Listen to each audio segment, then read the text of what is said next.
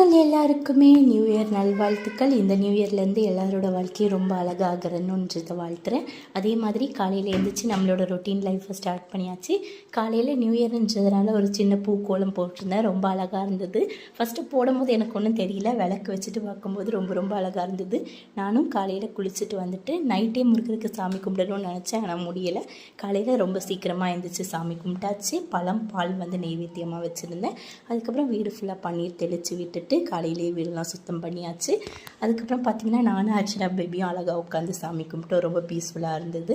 அதுக்கப்புறம் நியூ இயர்க்கு கை நீட்டம் கொடுக்கலன்னா எப்படி, கை நீட்டம் எல்லாருக்குமே அச்சன் கொடுத்துருந்தாங்க. 100 200 கை நீட்டம் கிடைக்கும்போது ரொம்ப நல்லாயிருக்கும். அடுத்து மார்னிங் பிரேக்ஃபாஸ்ட் ரெடி பண்ணியிருந்தாங்க அம்மா. பார்த்திங்கன்னா நாங்கள் காலையில் தேங்காய் சட்னியும் பொங்கலும். இன்றைக்கி மார்னிங் பிரேக்ஃபாஸ்ட் கொஞ்சம் வித்தியாசமாக சாப்பிட்லான்னு சொல்லிட்டு தான். பொங்கலில் ஒரு வித்தியாசமாக தெரியலை எனக்கு. அதுக்கப்புறம் ஆஃப்டர்நூன் எங்களுக்கு பிடிச்ச லஞ்ச் சமைச்சாச்சு. அவ்வளோதான், இன்றைக்கி நாள் ரொம்ப நல்லா போச்சு. அவ்வளோதான் இந்த